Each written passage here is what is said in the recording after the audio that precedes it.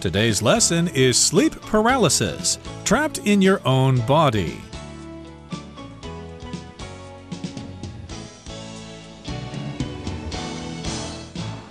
Hi, everybody. My name is Roger. And my name is Helen. And today we're talking about something called sleep paralysis. Maybe you've woken up in the middle of the night, but your body can't move. And when you can't move, we say that you're paralyzed, and that condition is referred to as paralysis, the condition or situation in which you just can't move. Yes, so sleep paralysis is a feeling of being conscious, of being awake, but being unable to move. And it occurs when a person passes between stages of wakefulness and sleep. So it usually doesn't last very long. It only lasts a few minutes between these two stages. And during sleep paralysis, you may not be able to speak for a few seconds to a few minutes. And during that period, you might feel very uncomfortable and even scared because you don't really know what's going on. Indeed. So maybe you have experienced this yourself before, or maybe you know somebody who has experienced this before. But either way, we're going to find out more about this phenomenon in today's lesson. So let's get to it. Let's find out more about sleep paralysis. Let's begin by listening to the first part of our lesson.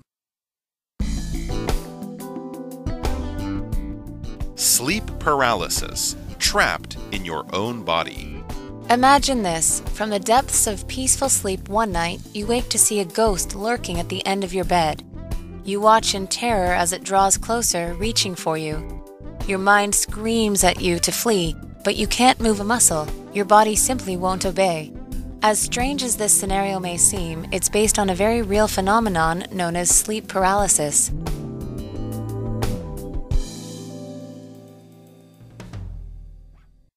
大家好，第一部分我们看到动词 lurk 指潜伏、埋伏或是潜藏。例如 Be careful in this forest, as there are many dangerous creatures that lurk in the tall grass. 在这座森林里要小心，有许多危险的生物潜伏在高高的草丛中。或是 Bonnie believes that something bad is always lurking around the corner. Bonnie 相信灾祸总是潜藏在角落，伺机而动。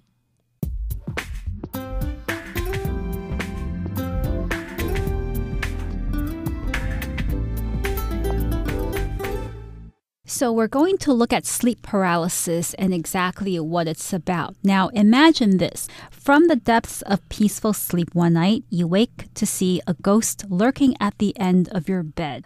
Now that sounds really scary. So you're sleeping, it's the middle of the night, and you were having a peaceful sleep, but then you suddenly wake up and you see a ghost lurking at the end of your bed. So to lurk means to kind of to wait and to be sort of hidden. You're waiting for somebody, often in order to frighten them or to attack them. That's when you lurk. These days, we often use the verb to lurk to refer to people who go on social media sites, but they don't interact with other social media users. They don't post or make comments on other people's photos or posts. They just look and read what they're posting. That's called lurking in English as well. So originally, lurk is kind of scary because it refers to an action that you don't really want to happen to you. Right, so lurking just kind of means sneaking around. Sometimes we say creeping around. They're just moving around in a secretive way. So you wake up and then you see a ghost there. The ghost is lurking, or maybe even standing at the end of your bed. Of course, that would be quite frightening.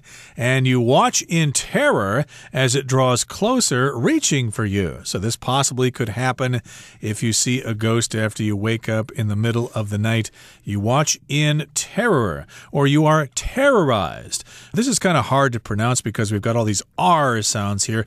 Terror. You watch in terror. You are terrorized. you are very, very scared. So yes, you're in terror or you are scared as it comes closer slowly and it is reaching out for you, probably trying to beckon you to the underworld, to go to hell or something like that. Right. So you can also use in terror along with other verbs, like you can live in terror if you are living in a situation where you constantly experience fear, or you can escape in terror if you're trying to run away from something or somebody that's going to harm you, and as you are running away, you are feeling a lot of fear.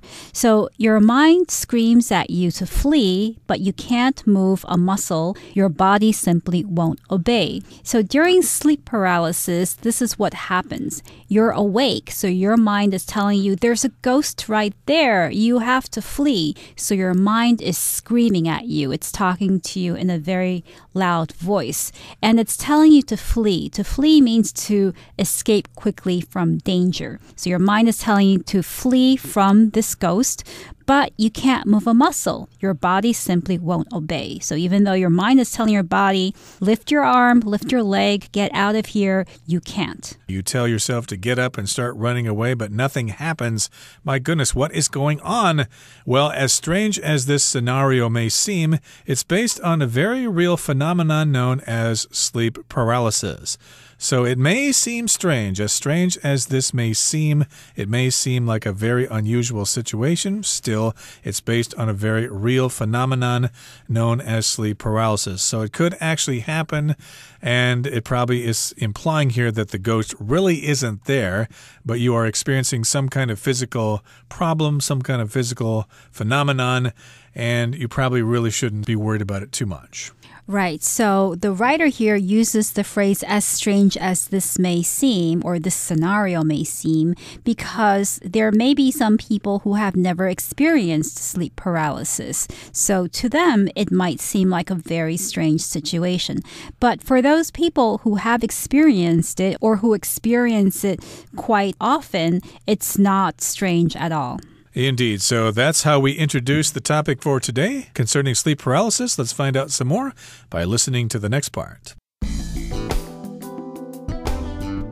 An episode like this can be extremely frightening in the moment, but the person experiencing it is in no real danger. At night, your body alternates between non-rapid eye movement, NREM sleep, and rapid eye movement, REM sleep. The latter is when your dreams occur, and your brain is very active during this sleep stage. Your body, however, naturally freezes to stop you from acting out your dreams.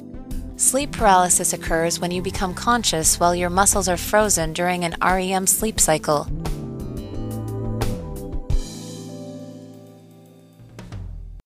第二部分我们看到单字 alternate， 这个字是动词，指轮流或是交替，像是Jeff alternated between communicating with clients via phone and video conferencing. Jeff 交替使用电话与视讯会议来与客户联络。或者 In many tropical climates, it alternates between sunshine and downpours on a daily basis.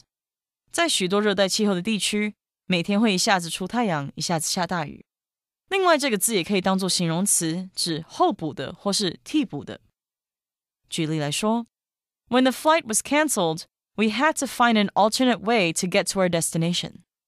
当时班机被取消，我们就必须找替代的方法到目的地。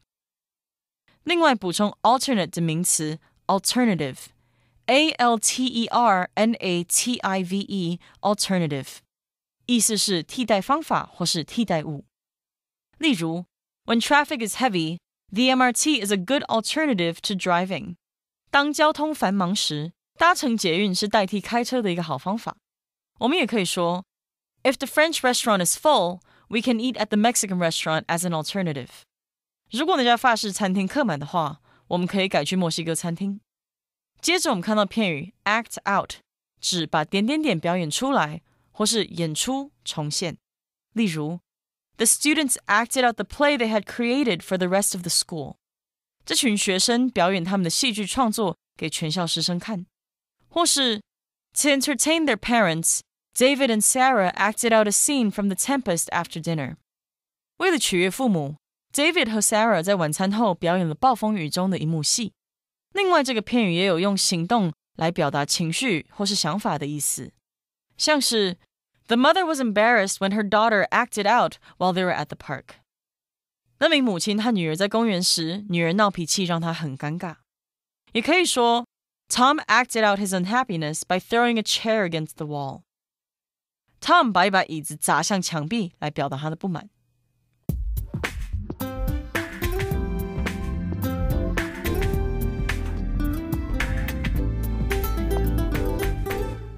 So let's describe what an episode of sleep paralysis may be. An episode like this, referring to sleep paralysis, can be extremely frightening in the moment, but the person experiencing it is in no real danger.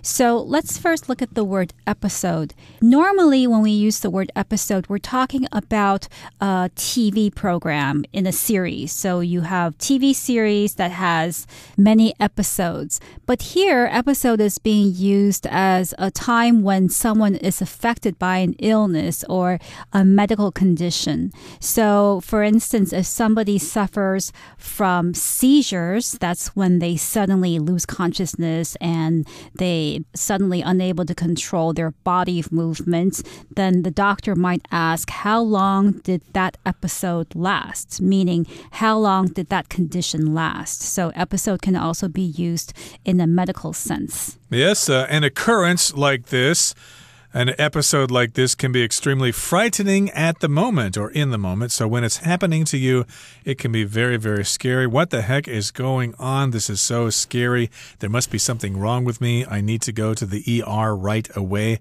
I might be dead inside an hour.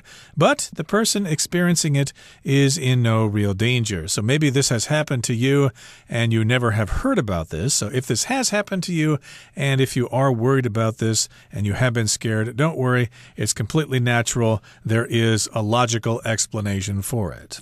Right. So at night, your body alternates between non-rapid eye movement, that's NREM sleep, and rapid eye movement, that's REM sleep. So there are two types of sleep. One is NREM, the other is REM, and your body alternates between these two. So to alternate means to go back and forth. If something alternates between two things, then it keeps on changing between them. So your body keeps on changing or going back and forth between NREM and REM. Right, it alternates, it goes back and forth between them, and so sometimes your eyes are moving quickly inside of your eyelids, sometimes they're just completely still, so we have these different states of sleep. The latter, REM sleep, the latter one mentioned, the last one mentioned in the last sentence, is when your dreams occur and your brain is very active during this sleep stage. Now, I've heard that it's only in REM sleep do we dream, or at least we're dreaming most vividly, and indeed that's the latter. So we mentioned two or more things mentioned in a series, and then you say the latter, and the opposite of that would be the former. Okay, so I mentioned, say, Tom and Dick in one sentence. Well, the former is my brother and the latter is my cousin, for example. Right. So your body, however, naturally freezes to stop you from acting out your dreams. So when you're in REM sleep, your brain is very active during this period. So your brain is active and it's just imagining all sorts of things. But your body is not active because you're sleeping. And since your body is not active, it's just lying there. It stops you from acting out your dreams. To act out means to express or to tell the world your thoughts and feelings through words or behavior. And your body can't do that right now. It can't act out your dreams because you are asleep. Right, so you have these images in your brain, and of course your mind is involved with your dream, so maybe you want to move and start acting inside the dream, but the body, of course, freezes itself so that you don't do that, so that you don't get out of bed and sleepwalk and harm yourself or maybe harm others. So yes, indeed, your brain naturally freezes you to stop you from acting out your dreams, and sleep paralysis occurs when you become conscious while your muscles are frozen during an REM sleep cycle. So it sounds like you woke up a little bit too early. You're still in the REM sleep cycle, but you actually woke up. You became conscious, so therefore your muscles are still frozen. Remember, your muscles need to stay frozen so that you don't act out your dreams and you don't hurt yourself. That's right. So it is a very scary situation. I've had sleep paralysis many times, and it just feels like you're paralyzed. And you think you can move your arms and legs, even your fingers, and you actually think that you are moving them, but in reality, you're not. And you just feel like there's a lot of pressure over your body trying to prevent you from moving or even breathing. Interesting. So you have experienced this before, huh, Helen? Oh, yes. And I know exactly when I might be in danger of experiencing sleep paralysis. It's usually because of something that I have done during the day, and that's what we're going to look at in the next section. Let's do that. Let's move on now to the third and final part of our lesson. We'll listen first. Several factors are thought to increase the chance of this happening, including not getting enough sleep, sleeping at irregular times, and sleeping on your back. Doctors suggest keeping to a strict bedtime and avoiding coffee or soda before bed as preventive measures. If all else fails, do your best to relax, breathe deeply, and remember that the moment will pass.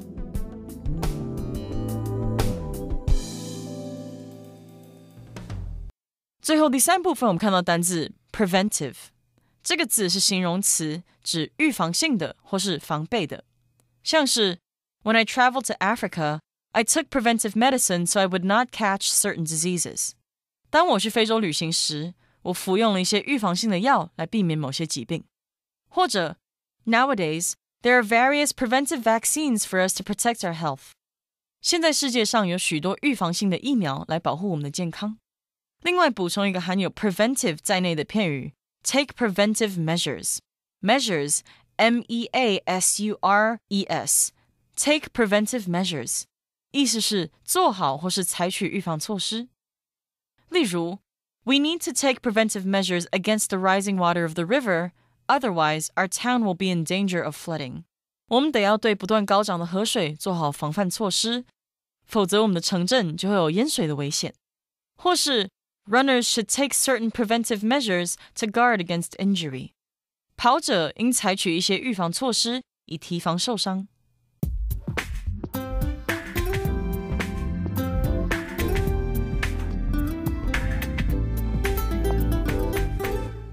So several factors are thought to increase the chance of this happening, this meaning sleep paralysis, including not getting enough sleep, sleeping at irregular times, and sleeping on your back. So first of all, the position of how you sleep is very important. If you sleep on your back, which means you have your stomach upwards, that will increase your chances of getting sleep paralysis. And also sleeping at irregular times, which means you don't have set times for when you go to sleep and when you wake up. It might be 8 o'clock one night and midnight the second night, and you might wake up early or late the next day. Or the third reason could be you're just not sleeping enough. You're very tired, your mind is perhaps overactive and dreaming, and your body is paralyzed. So basically, there's some kind of imbalance going on. Right, so these are different factors, not enough sleep, sleeping at weird times, sleeping on your back, etc., etc. And doctors suggest keeping to a strict bedtime and avoiding coffee or soda before bed as preventive measures. So that's what doctors suggest you do to prevent this from happening. Keep to a strict bedtime. If you keep to something, that means you maintain the habit and you don't change it. Keep to a regular schedule of exercise, for example. Get regular exercise. Don't exercise 5 times 1 week and not at all for 2 weeks. You need to keep to a regular schedule. So here, go to bed at the same time every night. Don't stay up until 2 or 3 watching movies on your phone or whatever. That will just cause this to happen in some cases. So yeah, keep to a strict bedtime.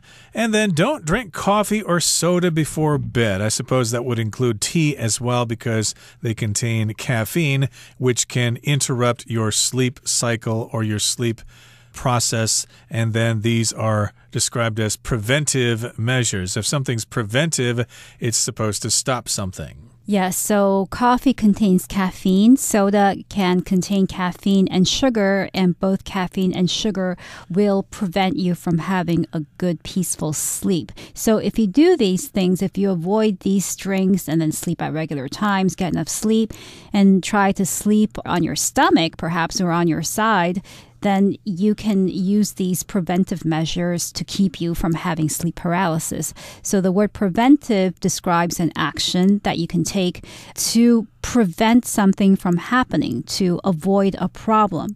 A lot of people say that Chinese medicine is mostly preventive medicine. It's taken to help people avoid illness, whereas Western medicine is typically curative. So people take it after they have already become sick. And you can take preventive medicine, for example, if you have high blood pressure or something like that.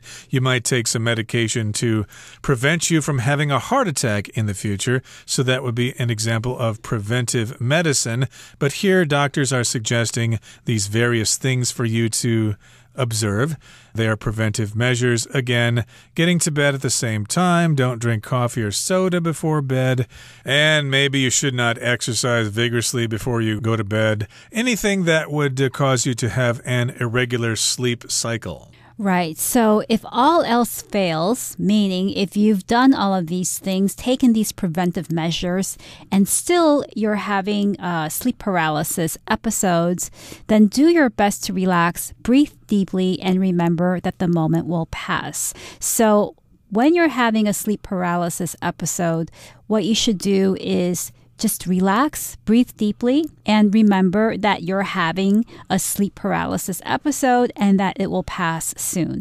That makes me wonder if this is more common these days with people staying up so late to continue playing video games or watch TV shows and stuff like that, because now we're all addicted to our devices. Okay, that brings us to the end of our explanation for today. It's time now to listen to our Chinese teacher.